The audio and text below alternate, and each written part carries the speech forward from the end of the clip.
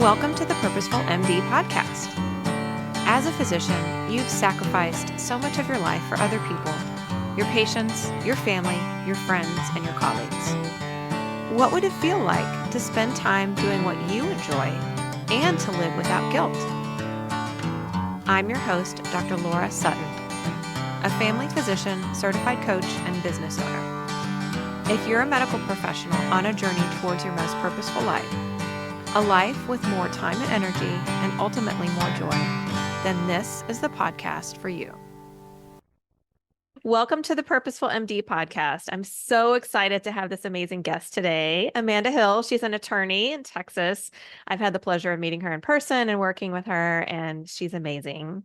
So we'll talk about how amazing she is. So exciting. So Amanda Hill is a healthcare attorney in Austin, Texas. She worked for the U.S. government, defending large hospitals before becoming general counsel for several large groups. In 2015, she started her own law practice focusing exclusively on representing doctors. She has worked with physicians in healthcare management her entire career, providing guidance, training, and counsel. In 2022, Amanda launched Guard My Practice to try and prevent problems doctors were facing before they occurred and help educate physicians about the business side of medicine. And I know we'll be talking about that today. Amanda, so happy to have you. Thank you. There's nothing I like more than talking to doctors. So, in my sweet spot. Well, we appreciate you so much. And like I said, just so lucky to have met you and worked with you and learned from you several times.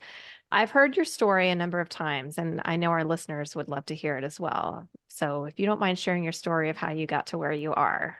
Sure. Well, there's a lot of twists and turns like most people. It's not a linear path, but I started off at the VA right out of law school, not because I had some desire to work in healthcare. I wanted to be a federal judge, but because that was the only job I could find at the time. You know how this stuff goes, right? Mm-hmm. So that's where you fall into.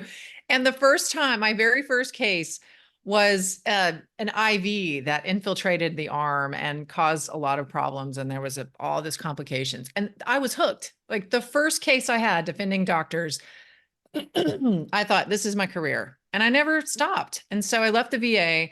I went to private settings, nonprofit settings. My whole career was focused on doctors.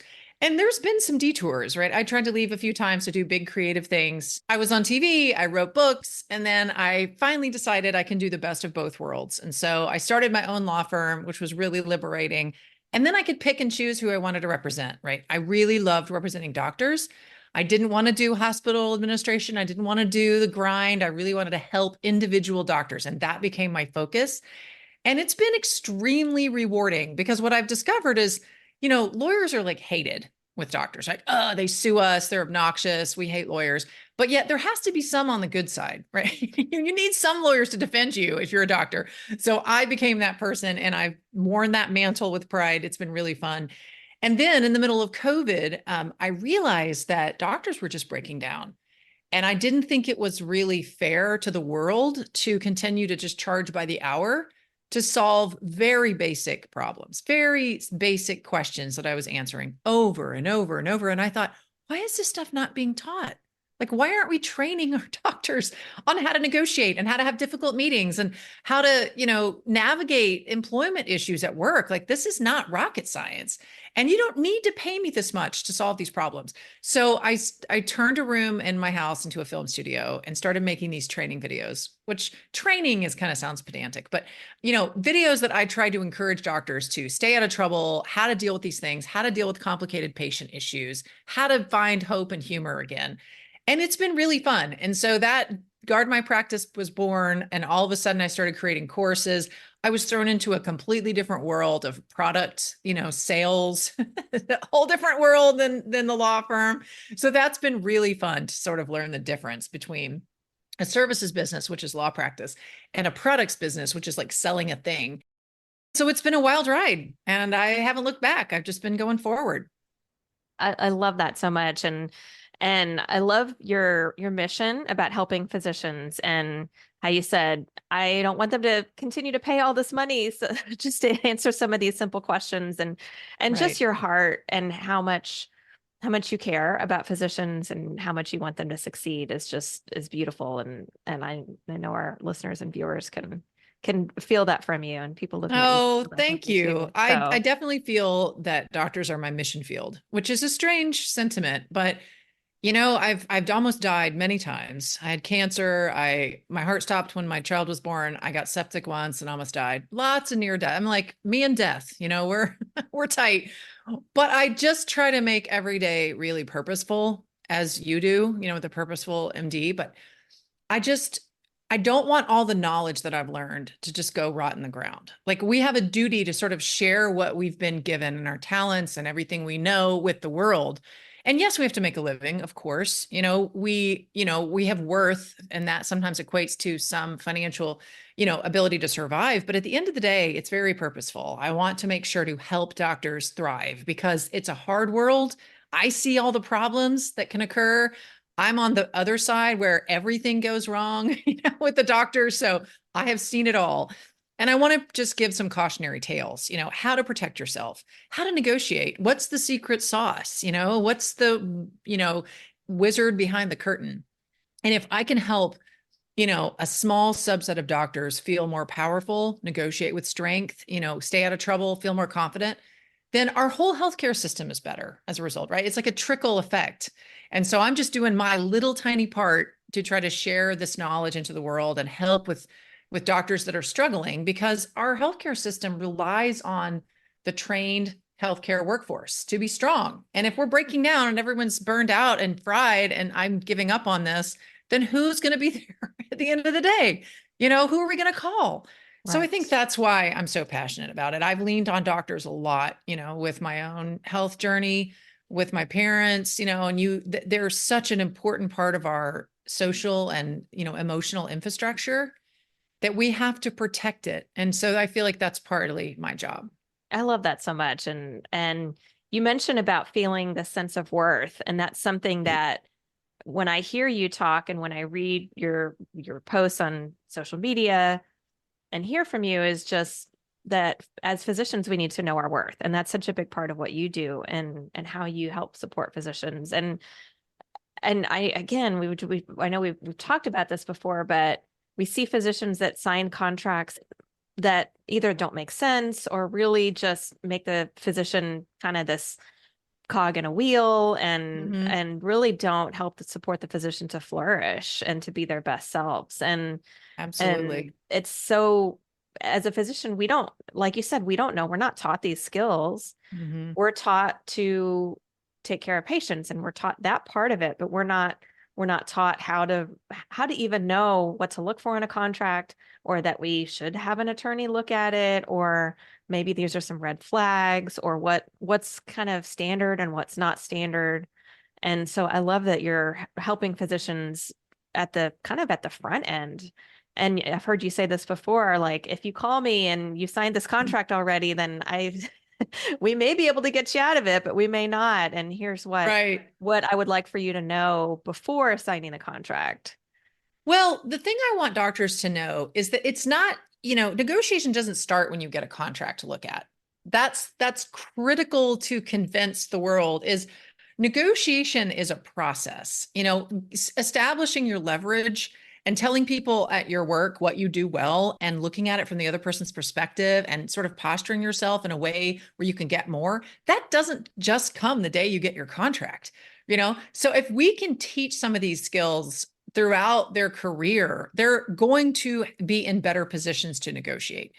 And, I'd had a doctor just yesterday who came to me and said, well, I'm officially the medical director and I have all these medical director duties, but I mean, they're not paying me anymore. So I kind of sheepishly went to them and said, hey guys, I really kind of think I should get paid for this. And they were like, yeah, we don't pay for those services. And she was like, oh, okay. I'm like, what? This is crazy. Of course you need to get paid. Like, honor yourself.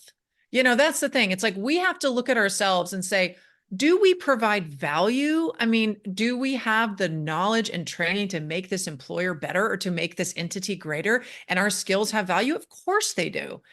So it's not you shouldn't sheepishly ever raise your hand and sort of ask kindly if they would mind paying you for the services that you're providing. And so that starts early. It starts with, being vocal about what you actually do to help their organization and pointing out the things that you've done to build or grow this entity. Show them that you are an inseparable part of this team.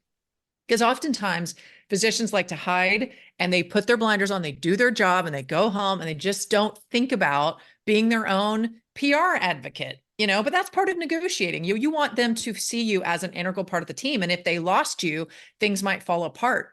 And so that gives you leverage. And I talk about leverage a lot with doctors because I don't think they know how to find it. I teach a course, we were talking about this earlier with Dr. Vertrees. It's called 90-Day Notice, and it's all about doctors changing jobs because this transition is really hard. And one of the things we do in that course is we try to find leverage. Like, okay, and here's a fictitious doctor. I made up all these facts about her.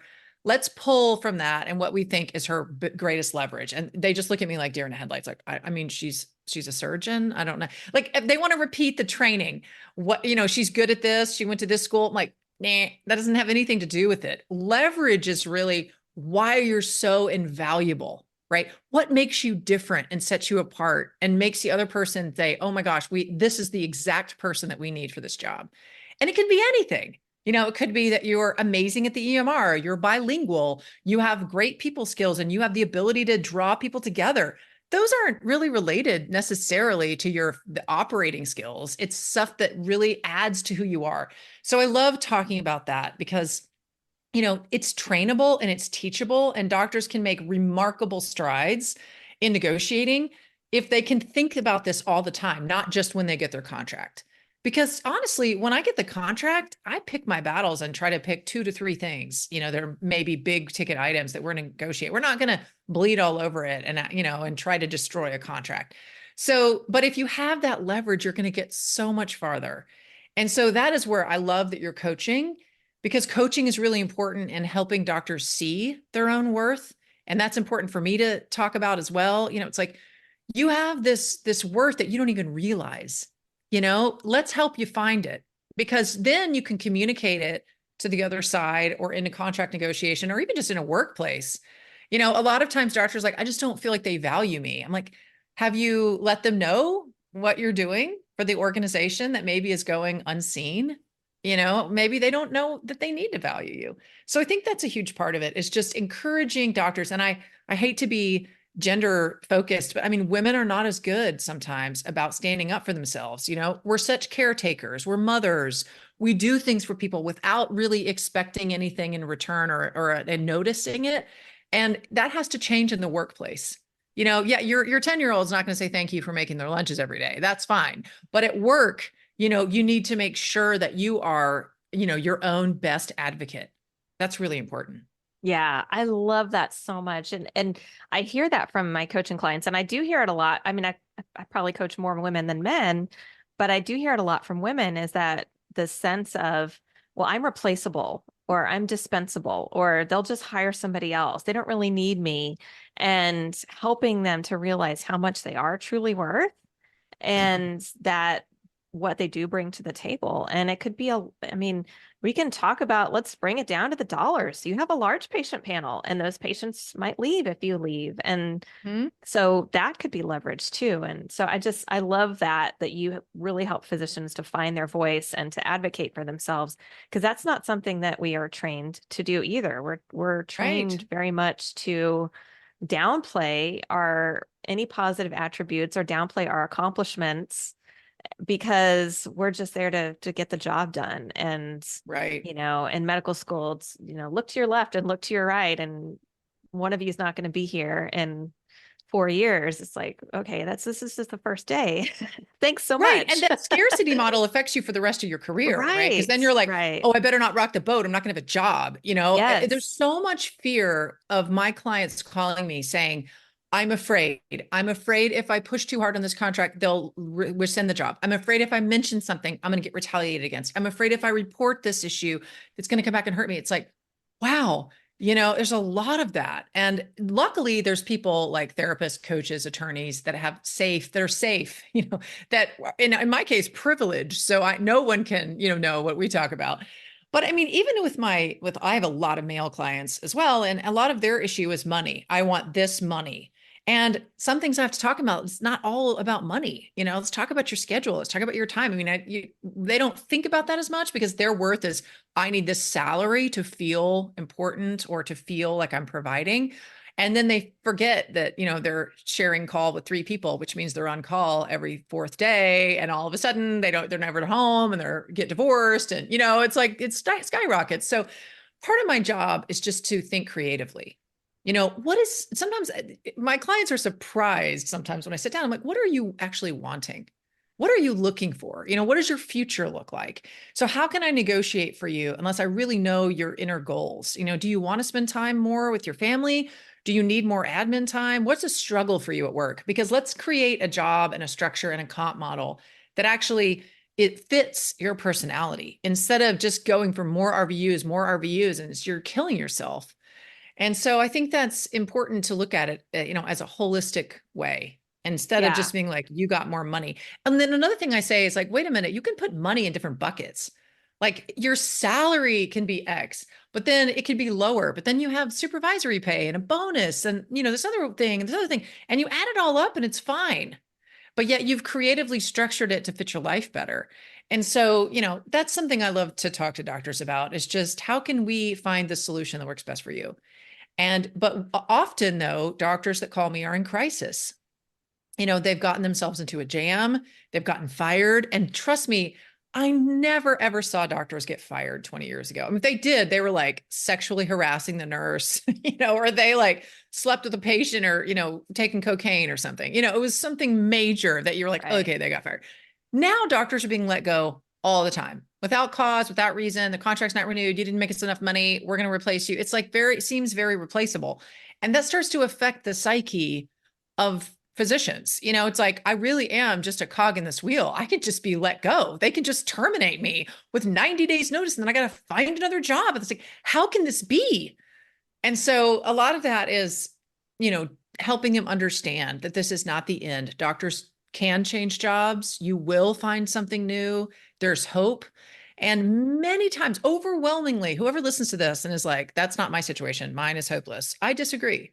There's no situation that's hopeless. You're going to find something else and look back and say, I learned a lot of lessons from that. And I'm really glad that I found this other thing. And a lot of times it's better. Most of the time it's better because, you only grow with bad experiences.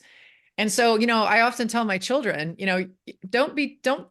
don't think that you need good things your whole life. Like the only way we learn is through struggle and pain and failure and having a bad boss and a bad job.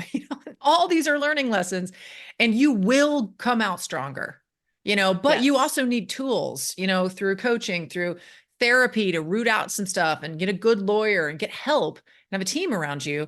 And I think the short-sighted part is when doctors are like, oh, I can't afford any of that. And then they just curl up in a ball and they think they can handle it all themselves. And that is impossible. We have to have a team.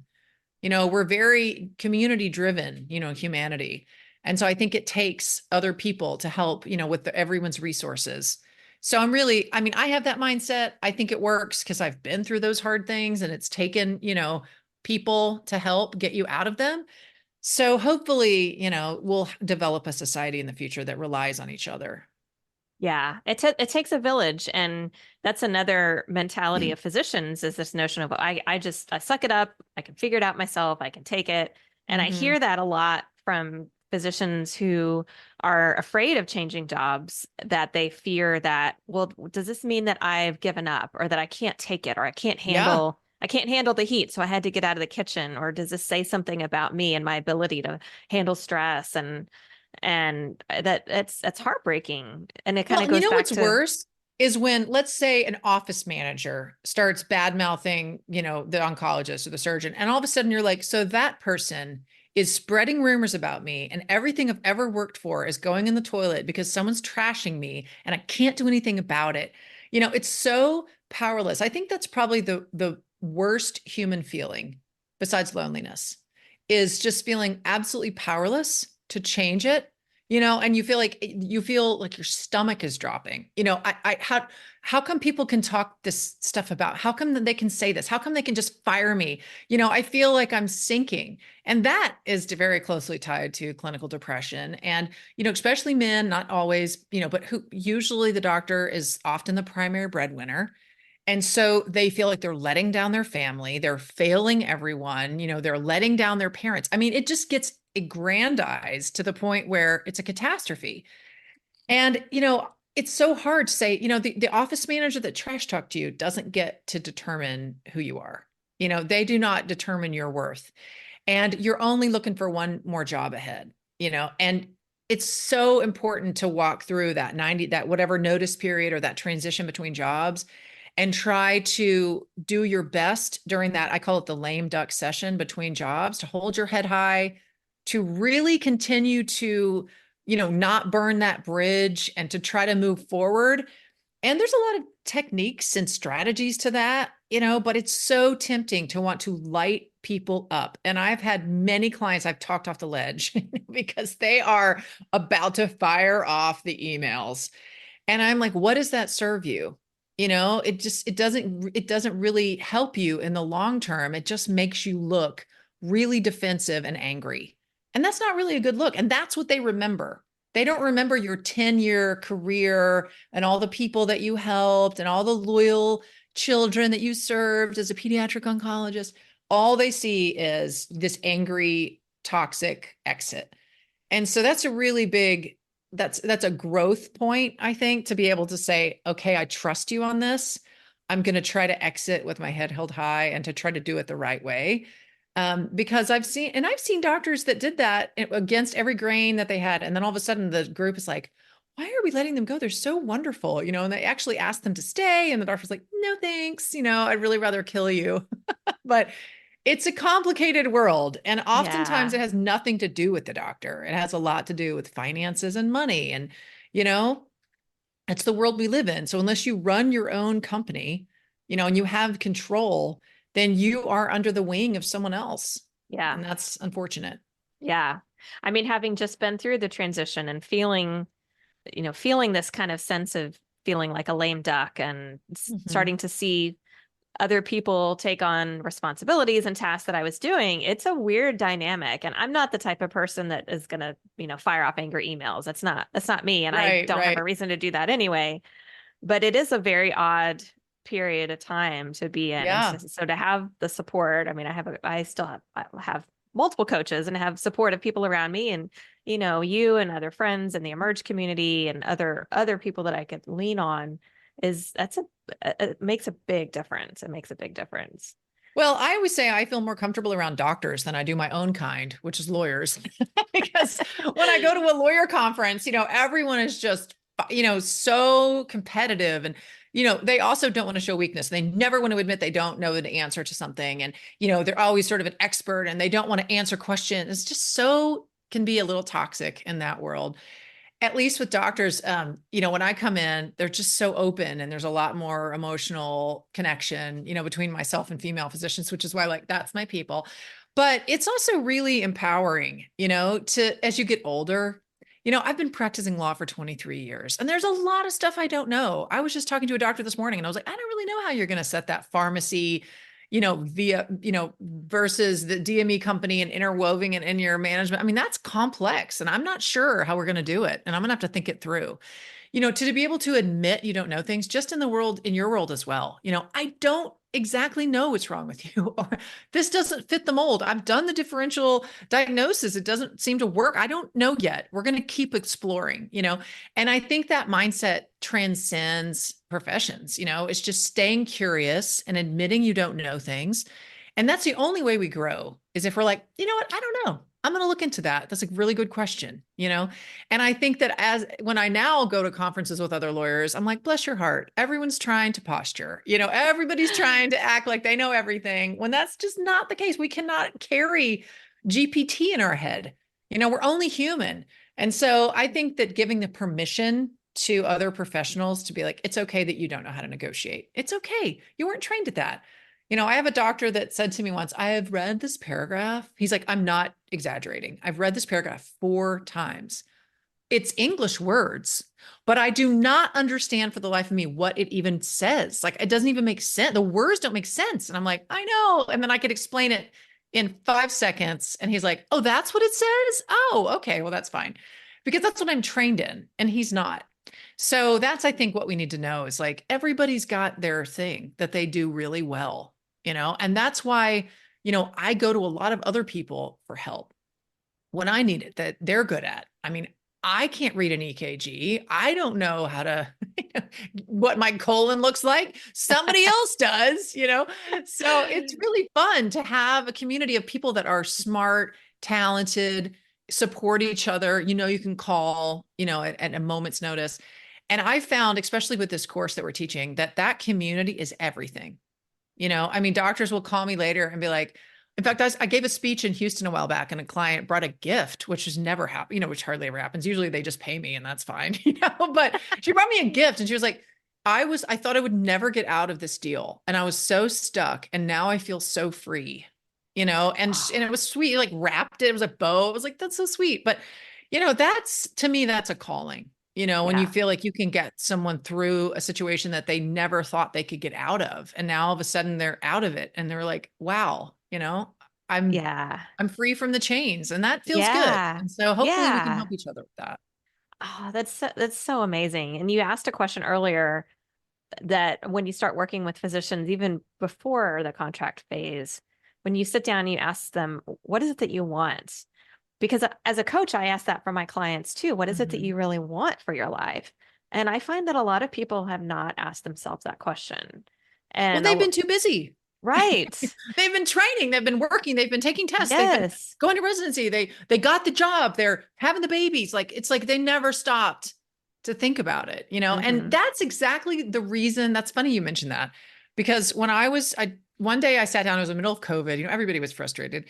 And I sat down to my husband, I was like, something's missing. I just don't feel like I have the passion anymore. And he said to me, what is your favorite part of your job? What brings you joy? What about all the parts that you like the best? And I was like, I never sat down to really think about it, And then I was like, I like talking to doctors. I like explaining, I like helping solve problems. And he was like, well, then that's what you need to focus your energy on. And I was like, oh, and just the thought process of what is it that you want to spend your time on? What is a priority for you? How do you maximize that? And it does take strategy. I mean, one thing I talk to doctors about before you go blast off a notice and fire, go quit your job and da-da-da, it's like, do you have a strategy? Have you actually thought through what that looks like? Because the minute you tell them that you're leaving, everything changes. So have you taken your PTO, your CME? Have you thought through what that looks like? What about your future? What if they send you home tomorrow? What about your patients? What is the plan? And that's the strategy part is just as important, and you need to have the time and mental space to say, what's important to you? What do you want? And what is this going to look like? Imagine yourself going through this process and all the things that hit you. A lot of doctors have put in their notice and then they send me their contract. I go, can you just read this and just tell me what it says? I'm like, you Oh didn't think to do dear. that before you quit? And so I will say, well, did you know that you have to pay back your sign-on bonus? And now you're responsible for paying for tail. If you would have just stayed an extra 4 months, you wouldn't have had to pay that back. But they didn't strategize. They didn't think that Right. through. So it's really important to really sit down over a weekend, and just clear your head and think about the process. And I think that'll get you really far. Yeah. Yeah. Well, I have to ask you because, of course, all the talk is about non-competes now. As we're Yes. recording this, that the FTC has banned non-competes. I know there are a lot of nuances to that. So, Yes. what is your understanding of that, and what is your advice to physicians? Well, it was funny. I was in Houston at the time. I was over at Houston Methodist. I saw the ruling come in and my phone literally blew up. Like it was like ding, I'm ding, ding, ding, ding, ding, sure. ding, ding. All my clients were just like, what is happening? We're yay, hooray. I'm breaking open champagne. They were so excited. And I was like, hold on. So I wrote an article literally that night in my hotel room for medical economics because I wanted to get a jump on it. I like opened up the 570-page document. I mean, it was like such a long night. And my take on it is it is being legally challenged. Okay, so we all need to be aware of that. So they issued the preliminary ruling back in January, and then they tweaked it some after 27,000 comments, which kind of broke the internet, but there you go. And then they issued this new ruling. And did they overreach? I mean, as a lawyer, I personally think they did a little bit. Now, I want non-competes to be banned, just like everybody. I mean, most of my clients don't want to non-compete.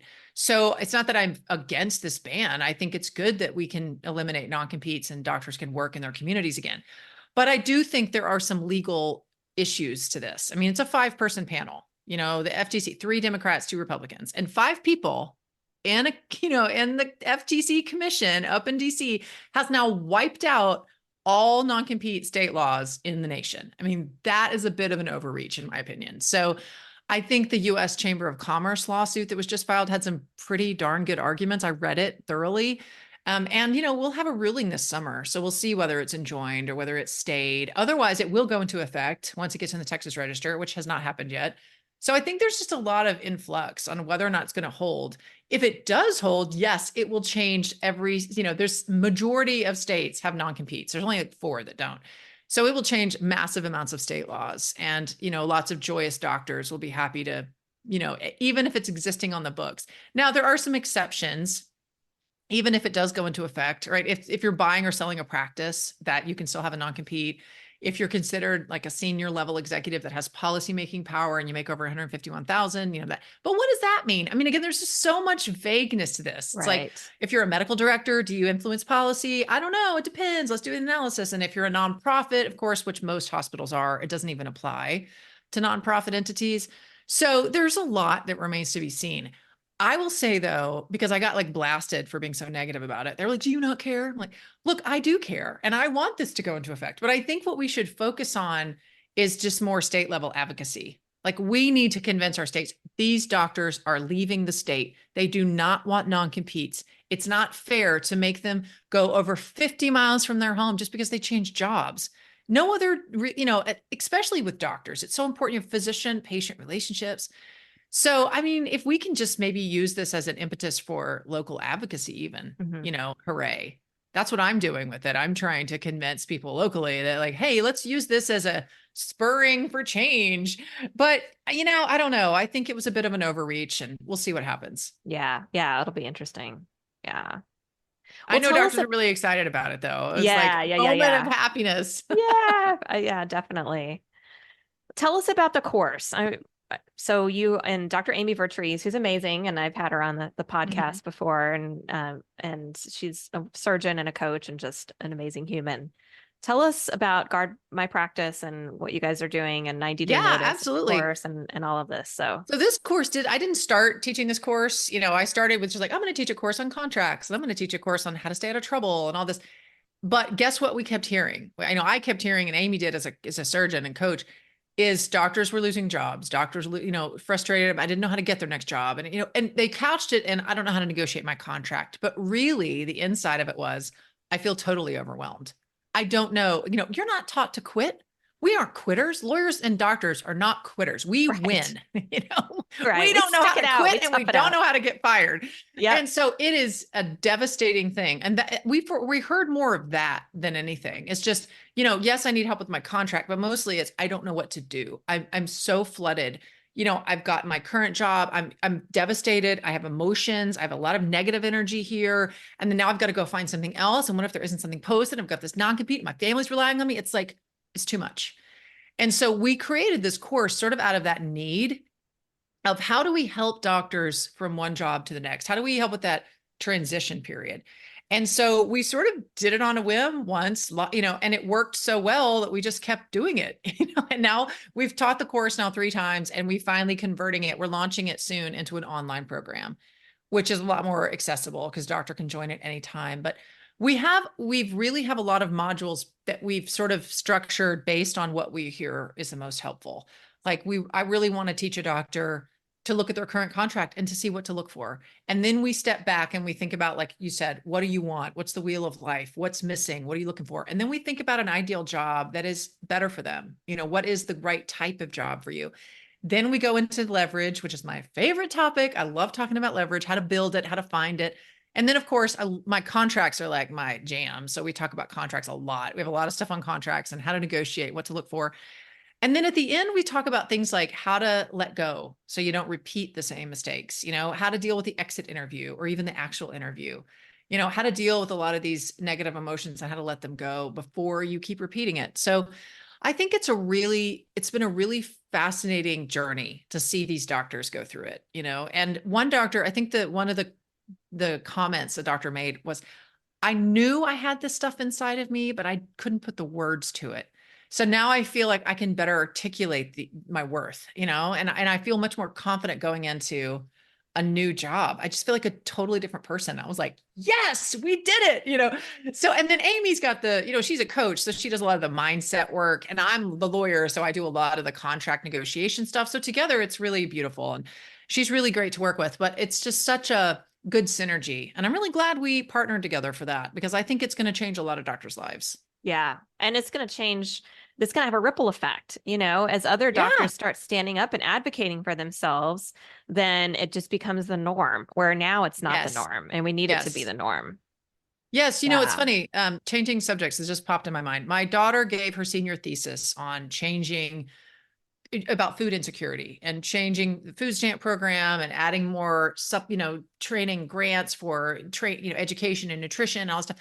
And a lot of the question and answer, it was kind of like a senior thesis where you had to defend it in front of experts. And they said, you're not going to change behavior. You know, people that are in this program are going to never change. And she said, you have to look at the generation below them, and we have to educate the next generation so they don't repeat those mistakes. And I'm like, I'm learning, that was a great answer. It's like, that's what we're doing. We're training the new residents, the new graduates. And my other passion with Guard My Practice, I'm so glad that this is happening. I have a pilot program, which I don't want to announce yet because I haven't signed the contract. It's happening this week with a massive institution, and I'm going to be putting my Guard My Practice videos in their residency program, which is huge. And I'm Oh. so excited because I want to keep replicating this throughout all the states.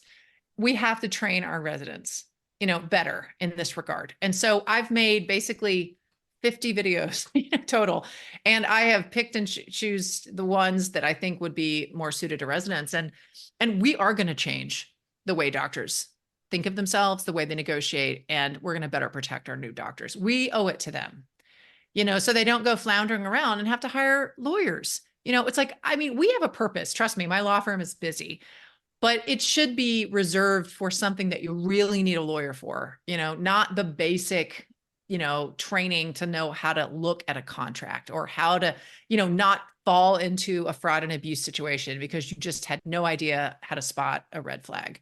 We've got to train that a lot better. And so that's my goal, is not only to help the current doctors that are in transition, but the new doctors, that are coming out first year, to say, they're ready, and they're not going to accept, anything less than their worth, and they're going to negotiate better. And the non-competes are, going to fall away because we're going to fight them harder. And so, yeah, I have a heart for that. And the more we can get into those residency programs, the better. Yeah. Yeah. And that's just, it's really creating that tipping point and creating this groundswell of people that are not going to put up with crazy stuff in their contract and things that don't make sense, and ask themselves first, what is it that I really want in this job? And I Mm-hmm. love how you frame what you and Amy are doing with the 90-day notice, is that it's like you're talking about, what do you want to move towards rather than what do you want to move away from. That's how I Absolutely. hear it. And just framing that up in that way is just so impactful. And I love that mission. Well, victimhood is sort of the quicksand of life, I always say. It's like, Yeah.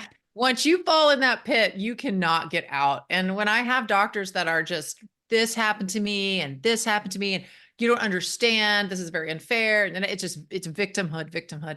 And you've got to turn, forcefully turn away from that, because it's so easy to fall into. All of us have been a victim of something, whether it's our childhood trauma or whether it's, a horrible toxic work environment, whatever it is. And there's a lot of stuff that happens that is absolutely not fair. And I admit it, it's not fair. I am a white, blonde woman. I don't know the struggles, of a lot of my dark-skinned African-American Indian clients that are so much that they have to face that I don't have to face. There's a lot of things that can turn you into that sort of bitter person, but the strongest people that I know are able to turn away from that and say, I'm not going to be a victim of my circumstances. I will look forward and find a way to pull people up behind me, to look forward to the future, to not look back and say, this is the defining moment of my life. It doesn't have to be. And I mean, I always say, I had a doctor that was doing drugs in surgery, okay, because he was an addict and he came clean. And I said, if that guy can survive, you will survive. And it's just like, there's nothing that you can't really get over. I mean, there are low points in your life. I've seen a lot of them, and I've seen a lot of doctors crying and sobbing, and how am I going? I don't know, I don't want to go to jail. I mean, their whole livelihood is affected. And those are hard moments. And I always say it's going to be expensive and it's going to be time consuming, but we'll figure out a way to get you out of it. It's just money. Part of the what doctors are so devastated about is like they lost $50,000. I'm like, because of a bad investment. I'm like, okay, well, that sucks. But you can always earn money. It is not the death of you to lose some money. And it's just a lesson and you move forward and you can't get stuck in it. So yeah, I think that's the biggest pitfall is that people get in. And if you can just look forward and look past it and kind of have hope, then you won't get stuck in that pit. Yeah. And just having somebody like you that is going to sit there with you and say, we're going to get through that is amazing. So helpful. Well, every once in a while, I say the words, I'm going to refer you to my friend who's a criminal defense lawyer. And that is not what they want to hear. And so, it is what it Yeah. is. But Yeah. that's why it's important to work on these things in advance. Yeah. When I go train new residents, I always say, let me give you the top 3 or 4 things that you need to look for in a sham deal. Let me create this, inner compass if because you don't sometimes have it. I mean, it's not like it looks like right versus wrong. I always say there's not vendors with like a trench coat. They're like, bada boom, you want to sign my deal? They don't look like criminals. These are Right. easy to fall into. These scams are truly professional scam artists. And so, Yeah. but some things I do is like, okay, these are what I'm seeing. And so really be careful when you're signing this kind of deal or contract or thing with the lab, or make sure that, to me, that's my passion, is just to be like, issue spot. Okay. That's half the battle, because before you sign this deal, just think, wait a minute, they're really wanting my patients. What's the ulterior motive for why they want me? They really just want my MPI number. They just want me to sign this so they can check a box and they can make money.